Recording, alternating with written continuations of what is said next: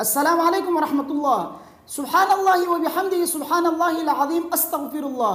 اس وظیفے کو فجر کی نماز سے پہلے 100 مرتبہ پڑھا جاتا ہے رزق کی تنگی دور کرنے کے لیے اور مال و دولت حاصل کرنے کے لیے۔ ایک ساتھی نے یہ سوال کیا کہ کیا یہ وظیفہ ہم 100 مرتبہ سے زیادہ بھی پڑھ سکتے ہیں یا نہیں پڑھ سکتے؟ یعنی اگر ہمارے پاس وقت زیادہ ہو اور ہم 100 مرتبہ سے زیادہ پڑھنا چاہیں تو کیا ہم پڑھ سکتے ہیں یا نہیں پڑھ سکتے؟ تو جواب اس کا یہ ہے کہ نہیں، آپ یہ وظیفہ 100 مرتبہ سے زیادہ نہیں پڑھ سکتے۔ اس کی وجہ کیا ہے؟ سنیے، دیکھیے، ایک ہوتا ہے اللہ کا ذکر کرنا۔ اللہ کا ذکر آپ جتنا زیادہ کر سکتے ہیں آپ کر لیا کریں، اور کرنا بھی چاہیے، کیونکہ قرآن میں اللہ تبارک و تعالیٰ نے فرمایا یا ایھا الذین آمنوا اذکروا اللہ ذکرا کثیرا، اے مومنو اللہ کا ذکر خوب کثرت کے ساتھ کیا کرو۔ تو جب قرآن میں اللہ نے فرمایا کہ اللہ کا ذکر کثرت کے ساتھ کیا کرو تو ہمیں چاہیے کہ ہم اللہ کا ذکر خوب کثرت کے ساتھ کریں۔ یہ نہ دیکھیں کہ ہم نے 100 مرتبہ پڑھا ہے بس کافی ہے۔ آپ 100 مرتبہ بھی پڑھ سکتے ہیں، 100 سے زیادہ بھی پڑھ سکتے ہیں، 1000 مرتبہ تک پڑھ سکتے ہیں۔ تو جتنا زیادہ آپ اللہ کا ذکر کریں گے اتنا زیادہ آپ کو ثواب ملے گا۔ لیکن اگر آپ اللہ کا ذکر کسی خاص مقصد کے لیے کر رہے ہیں، کسی دنیاوی مقصد کو حاصل کرنے کے لیے کر رہے ہیں، تو پھر وہاں پہ آپ کو وقت کا بھی خیال کرنا پڑے گا اور اسی طرح تعداد کا بھی خیال کرنا پڑے گا، کیونکہ یہ پھر وظیفہ بن جاتا ہے، اور وظیفے میں وقت کا بھی خیال کرنا پڑتا ہے۔ اگر تعداد ہے تو پھر تعداد کا بھی لحاظ کرنا پڑے گا۔ ایک صحابی نے نبی کریم صلی اللہ علیہ وسلم سے رزق کی تنگی کی شکایت کی، دنیا کے رخ موڑنے کی شکایت کی، تو نبی کریم صلی اللہ علیہ وسلم نے ان سے کیا فرمایا؟ فرمایا کہ سبحان اللہ و بحمدہ سبحان اللہ العظیم استغفر اللہ۔ اس وظیفے کو 100 مرتبہ فجر کی فرض نماز سے پہلے اور صبح صادق کے بعد اس وظیفے کو پڑھو۔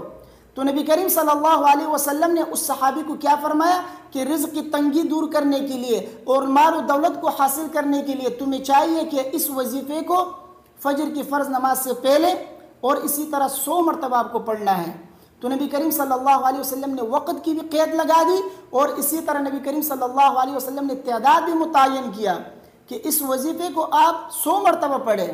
تو معلوم ہوا رزق کی تنگی دور کرنے کے لیے اور اسی طرح مال و دولت حاصل کرنے کے لیے اگر آپ یہ وظیفہ پڑھ رہے ہیں تو پھر وقت کا بھی خیال کریں اور تعداد کا بھی خیال کریں۔ اگر آپ 100 مرتبہ سے زیادہ پڑھیں گے آپ کو ذکر کرنے کا تو ثواب ملے گا، لیکن اس کی جو فضیلت ہے جس سے رزق کی تنگی دور ہوتی ہے اور مال و دولت آپ کو حاصل ہوتی ہے، وہ فضیلت آپ کو حاصل نہیں ہوگی۔ تو اس لیے میں آپ سے یہ کہہ رہا ہوں، اگر آپ یہ وظیفہ پڑھ رہے ہیں رزق کی تنگی دور کرنے کے لیے، اگر آپ یہ وظیفہ پڑھ رہے ہیں مال و دولت حاصل کرنے کے لیے، تو آپ کو چاہیے کہ اس وظیفے کو پڑھتے وقت آپ وقت کا خیال کریں، یعنی صبح صادق کے بعد اور فجر کی فرض نماز سے پہلے پڑھیں، خواہ فجر کی سنت سے پہلے پڑھیں یا فجر کی سنت کے بعد پڑھیں، لیکن پڑھیں فجر کی فرض نماز سے پہلے، اور اسی طرح 100 مرتبہ پڑھیں۔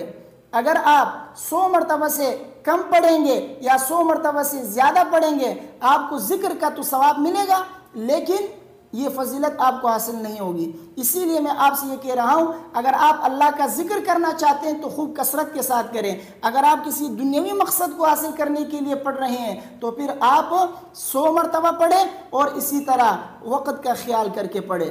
مجھے امید ہے کہ میری باتیں آپ کی سمجھ میں آ گئی ہوں گی۔ ویڈیو کو اپنے دوستوں کے ساتھ لازمی شیئر کیجئے، مجھے اپنی دعاؤں میں یاد رکھیے۔ اگر کوئی سوال آپ کے ذہن میں تو آپ پوچھ سکتے ہیں، اس کے جواب میں آپ کو دے دوں گا۔ السلام علیکم ورحمۃ اللہ۔